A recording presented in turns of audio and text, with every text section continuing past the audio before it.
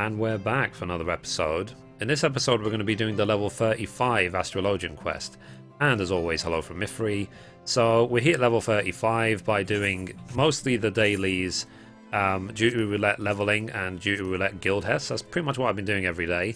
And it took about 3 or 4 days, but we hit 35 like really quick. And in case you're wondering, the gear I'm wearing the full Battle Mage set from Brave Flock's Long Stop, which I've had for a long time, but it's definitely worth keeping. It's one of those gear sets which is always worth keeping, because if you have the Battle Mage set, the Infantry set, and the Cavalry set, they will basically, for all classes in the game, let you go from 35 to 50 without needing to upgrade gear. So they're definitely worth collecting if you've done Brave Flocks a lot. And I'm wearing some Malachite accessories that I crafted myself. As you can see at the bottom line, it says Mithrie, Menafil and all, because, you know, crafting and all that. And also 34 weapon that again I crafted myself. So again, one of the perks of being a crafter is I can make all this gear myself super cheap, because if I bought these from the auction house, I would have spent 20,000 gil each or more, whereas it cost me pennies to craft them myself. So anyway, we are here at the Athenium Astrologicum at 1510 in the Pillars in Ishgard, and let's talk to Jankinard. So the quest is called Hanging in the Balance, and we'll learn the ability Royal Road. So return the currently drawn Arcanum back to your deck and enhance the effects of the next card. Cool. So 150% potency, double duration, 50% potency, extends effects nearby targets. Fair enough. I still need to understand how this card things works. I hope they're going to explain it to me. The Junkranard believes you and he are ready for the next step in your training.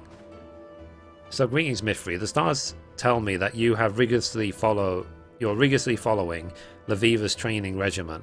Or regimen? Or regime? Whatever. Though I harbour doubts that the go out and do things while I trapeze about the realm constitutes a regime. So still she is all we have, so I suppose we have to make do. And as the stars would have it, she has sent word that she is ready for us to attempt the openings of the second heaven's gate. You're aware of the seven heavens, are you not? Just as there are 7 realms in the underworld, so too are there 7 realms of the firmament. Each of the 6 represent one of the 6 basic elements: earth, ice, water, wind, lightning and fire. The 7th and final heaven representing the elements astral polarity. The first 6 heavens are represented by the 6 constellations, which each revolve around the pole star. Astrologians and the Charlan school draw on the aether contained in the celestial bodies represented in the constellations by unlocking or opening the gate to heaven. That constellation is correlated with. There is no actual gate. Think of it as more of a portal to the soul. You're opening your mind, allowing for attunement with these distant bodies, much like one attunes with an aetheryte, but on a far grander scale. Now, this may come as a revelation, but Hydaelyn is not flat like most believe. It is in fact a sphere so large that when we walk upon it, it only appears to be flat. Because it is a sphere, there are some locations better suited than others for observing certain constellations. That is what Leviva is doing right now, finding a location in which the next heaven's gate will rise to a position directly in mid-heaven, where it will be easiest to attune with, and it seems she has found one, near the final prayer in Eastern Fanalan. Interesting, so let's go. This kind of like draws on the old tales, like at one point people used to believe that the earth was flat, and then they eventually worked out that it's actually a sphere. And don't get confused, guys, in case some of you guys are new or you might not have ever been told or know. Hydaelyn is not only the name of the crystal, Hydaelyn is also the name of the planet that we are on. And Eorzea, like, you know, they always talk about Eorzea. Eorzea is the country that we are in.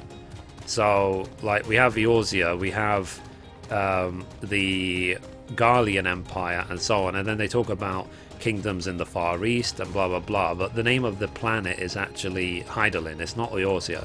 So don't get those confused, because the way it's represented, you would assume that the planet is called Eorzea, but it really isn't. So that's just a little bit of Final Fantasy XIV knowledge for you in the lore. Anyway, let's keep going. Bum, bum, bum, bum. So we're almost there now.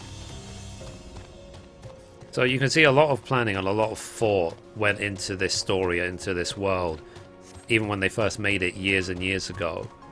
So it's not a coincidence. Like, they've pre-written all this stuff a long time ago. There's someone at Square Enix whose job is to do this. Apparently they've literally written books upon books upon books of all the backstory of everything in the game, which must have been a fun job, let's be honest. There's Laviva. So here at last, I see bandits have kept poor Kimparain busy harrying our camp since we arrived. I do believe the old man enjoys the excitement, however. I am certain it beats wiping the arse of a noble brat whoring away his father's fortune while dreaming of becoming a real astrologian. I am very well capable of wiping my own arse, thank you very much, and Quiperin has never once complained of his duties. Of course he hasn't. Your father pays him to smile and nod, but I'm sure a comfortable position in the pillars beats chasing after cloud rats in the broom to flavour his soup. Are we here to trade banter, my lady? Because I was led to believe that we'd be unlocking a celestial gate. You will find Quiperin has a good many uses, and I haven't the faintest doubt he will be most able to handle any ruffians who might happen to come stumbling about looking for prey. Okay, so now Mithrie and Jaguanard, we must be patient and wait for the constellation to reach its highest and brightest point, a point at which its flow of aether is the strongest in relation to Hydaelyn. Cool. So now we wait.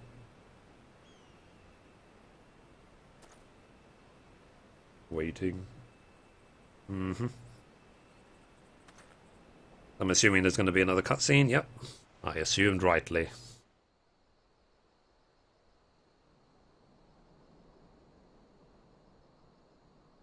Nice. So there, Mithrie, the balance. Focus on the constellation and attune to its power.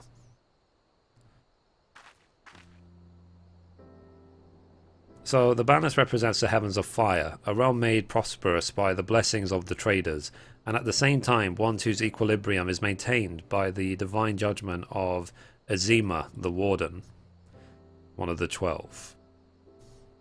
So Azima might well empower those who would take up their blades and meet divine punishment in the name of the Sun Goddess, and thus have the balance burned crimson in your heart, unlocking the gate to the second heaven. So I would recommend everyone do these quests just for the lore. It's really, really cool. Now let us speed ourselves to the next location, Little Alamigo. Why so soon, you ask? Would you rather I had to commit yourself to another several moons of use Malefics to put down hedge moles? I thought not. Yeah, as in, like, let's get on with it. There's no need to drag this out.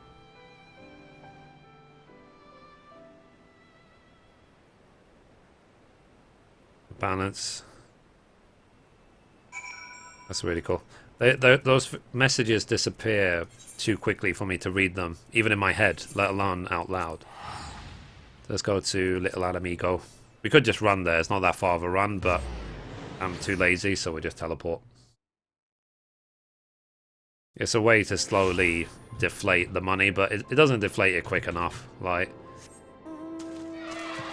there's no way it ever will. The people in this game have got hundreds of millions / billions of gil now, and more gil is always being created every time someone does a quest, so at this point the teleport fees are irrelevant. But when the game first came out, those fees used to be painful. It really did. Oh well, that's the past, we can let that go. Yep, if you're thinking about Frozen, then they have ruined the entire, like, English language. Anyway, here's the Viva.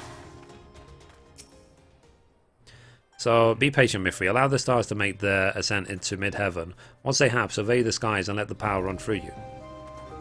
Cool. Again, we wait. But these people are incredibly patient. Like, wait day and night for something to happen. They could at least, like, eat, have dinner, do fun wars, do something to pass the time.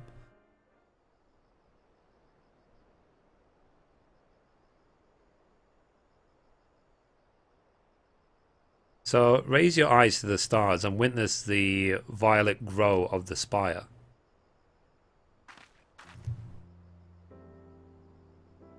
So, in the third heaven rises an iron tower of spinning gears and taut springs, constructed by the builder himself.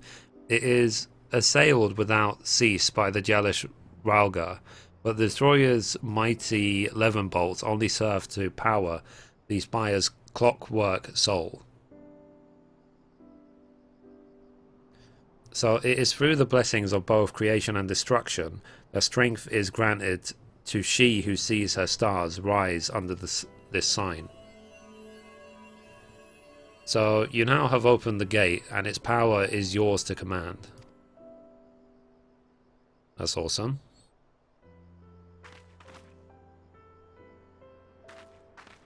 So using the Arcana to draw upon the power of the stars they represent, this path we walk as astrologians is called the Royal Road. The Royal Road can be treacherous and fraught with peril, but it can lead men and women to greatness. And also Royal Road brownies are really tasty as well, just saying.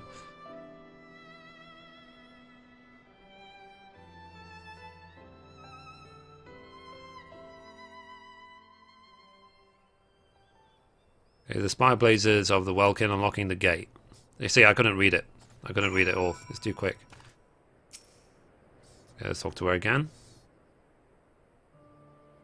So, your realm is quite the paradox. On one hand, it is full of life, magic, and wonder, one of the richest lands in all Hydaelyn. On the other, it is literally brimming over with strife. Cloud strife? Illuminati confirmed. So take Little Alamigo, the wretched soul displaced from their homes by the flames of war, or Ishgard, mired in its own pointless conflict with an enemy so old it does not even remember why it fights. The foolish believe that it is their fate to suffer, and so they turn their gaze away from the stars, when those self-same stars have the power to show people that there are many paths. But that power can only be channeled by the few, those like me and you, and to a lesser extent Janquinard, and it is our duty to use that power to benefit those who remain lost and misguided. Remember that, and maybe one day you will truly become my grandfather's successor. So that is exactly what I've been trying to tell the astrologians on my home nation. Why disregard something that has the power to grant succor to the wounded, the power to uplift the downtrodden, to strengthen the weak? The answer to that is easy. Empowering those without power lessens the power of those who already have it. Heal the weak so that they might rise up and topple those who made them weak. Why would anyone in a position of power do that? Even our great nation is learning, is corrupted by this manner of thought. We hoard our knowledge so that we might remain the brightest. Why do you think that it took so long for Professor Mace to visit you, Janquinard? Yes, I know that he told you, but that was not the whole of it. Those of the ruling quarter did their damnedest to stand in the way of my grandfather, worried that his passions for his field would kindle widespread interest in Charlian astrology. They only allowed him to his recent trip, knowing he was now too old to do aught of the sort. Fortunately, the ruling quarter did not realize that I would be accompanying my grandfather. Mithrie, these past turns of the sun have been most fruitful, yet while you have opened half of the heaven gates, there is still much of the royal road ahead of you. Take what you have learned here in the southern deserts and transform that knowledge into strength. I wish you to know more of the royal road. I would suggest that you discuss it with Janquinard back in Ishgard. If my grandfather is to be believed, it is time transcribing tones back at the Studium Scriptorium would have left him more capable of handling that task. Okay, Sounds good. So now let's go back to Ishgard. Okay, cool. So let's go to Foundation. There's only one teleport into Ishgard, and then we have to use the Aethernet to get back to the Astrologicum. Okay, cool. So here, Aethernet, Astrologicum.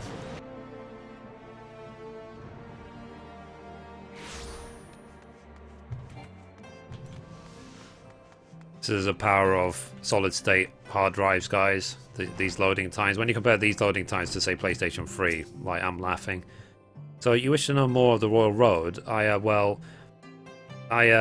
seem to recall it had something to do with reassessing the attribution of an arcanum before reading it, which would result in a slight alteration of the predestination. Or perhaps it had something to do with the kings and queens on the minor arcana. It was over 2 decades ago. You're free to try it out yourself, I suppose. Cool. So let's complete and let's get Royal Road. So I will try on my way to level 40 to use these abilities as much as I can, especially when I'm doing my daily dungeons, just to learn what these abilities are even for. So, ooh-ah. Cool. And that's it. So that's the level 35 quest. A lot of knowledge, but the cutscenes were really awesome. I'm going to recommend people do these quests. They're really cool. So anyway, guys, that's it for this episode. Thank you for watching, and as always, goodbye from me, and goodbye from Mithrie.